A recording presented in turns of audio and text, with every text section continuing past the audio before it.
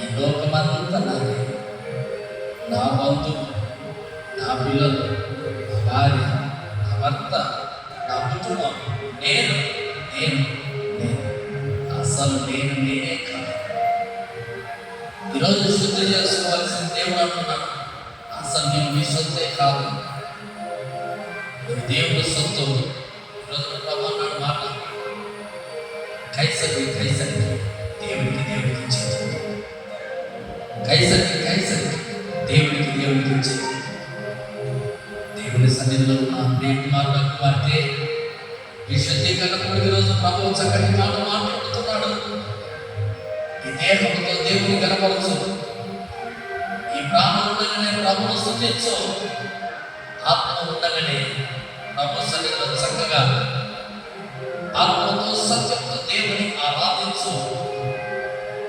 నీ కష్టార్జితంలో నుండి దేవునికి చెల్లించవలసిన దశమ భాగంలో దేవునికి ఇచ్చే, దేవుని మందిరంలో పరిచయం చేయి, దేవుని మందిరంలో ప్రార్థన చేయి. ఎక్కడైనా దాచుకో నీ దేహాన్ని, దేవుని మందిరంలో నీ బలాన్ని ప్రతి చోట దాచుకో, కానీ దేవుని మందిరంలో కాదు. చక్కటి మాటలు మాట్లాడాడు. మహోన్నతుడా, సర్వోన్నతుడా, సర్వశక్తిమంతుడా, ఎక్కడ ఊరుకున్నా కష్టమైన నష్టమైన అన్ని చోట్ల ఈ దేహాన్ని నలగొడుతున్నారు. కానీ దేవుని మందిరం నలగొట్టడం లేదే. ఈనాటి నుంచి ఇచ్చిన దేహంతో ఈ సన్నిధిలో దేహాన్ని ప్రాణమును ఆత్మను నలగొట్టి ఈ సన్నిధిలో నా ప్రాణమా దేవుని ఎందుకు సంతోషించు.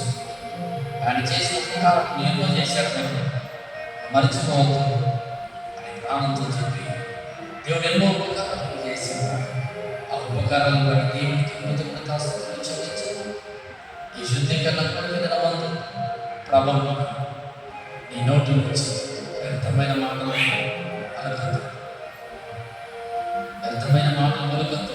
ఎందుకంటే నువ్వు పరిశుద్ధునివి, నువ్వు దేవుని బిడ్డవు. దేవుని బిడ్డ దేవుని మాటలు మాత్రం పలకాలి, దైవ జ్ఞానంలో మాట్లాడాలి. అడ్డది దగ్గర మనం మాట్లాడాలి. ఎందుకంటే ఈ దేహంలో దేవుడి కనుక ఆ దేహంలో ఒక నోరు భాగం, నాలుగు భాగం, అవన్నీ దేవుడి విషయం కనుక ఇతరులు గాయపరిచావా, ఇతరులు నొప్పి పెట్టావా, ఇతరుని మాటల ద్వారా శ్రమల చేత ఈడ్పబడ్డావా? యేసు ప్రభువు అన్నారు, అయ్యా వారి చెడుతను మెరిగి ఎందుకు నన్ను శోధిస్తూ ఉన్నారు?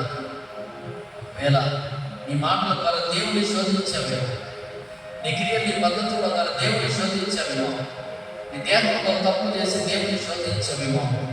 ఈ రాత్రి వేళ ప్రభువున్నాడు, నీ ప్రాణాన్ని కాపాడే ఇంకా ఈ సమయమైన దేవుని సన్నిధిలో పశ్చాత్తాపంలో అర్థం చేసుకో. ఈరోజు రేపు దినమందు నువ్వు చేసిన పాపాలని రాత్రి వేళ విడిచిపెట్టి ప్రభు సన్నిధిలో ఒప్పుకొని రేపటి దినమందు పరిశుద్ధమైన బలాలు వచ్చేవి. దేవుని కుటుంబం ఆశీర్వదించబడుతుంది, నీ కుటుంబం నీవు దీవించబడతావు. దేవుని కుటుంబం ఆశీర్వదించబడాలి. పరిశుద్ధ ప్రేమ కలిగిన తండ్రి, జీవాధిపతి యేసయ్య స్తోత్రాలు.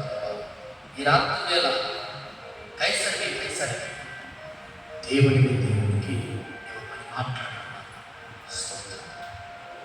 ఈ రాత్రి వేళ మాట్లాడిన ప్రతి మాటకై నీకు కృతజ్ఞతాస్తుతులు చెల్లిస్తున్నాను.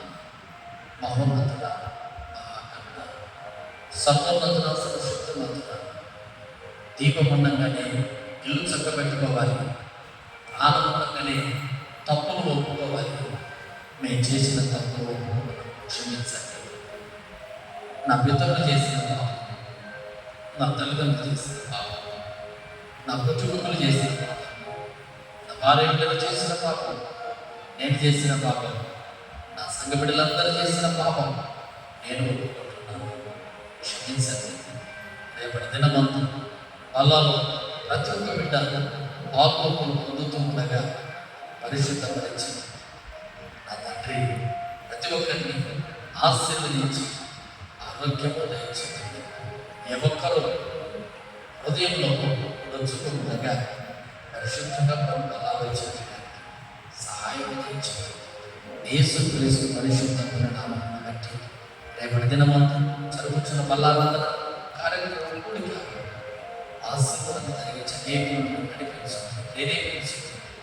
యేసుక్రీస్తు పరిశుద్ధ నామమున అడిగి వేడుకొనుచున్నాము తండ్రి, ఆమేన్.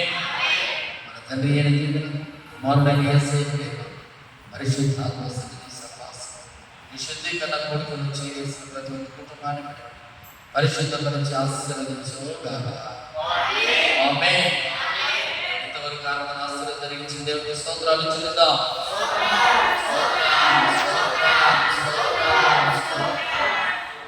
హల్లెలూయా.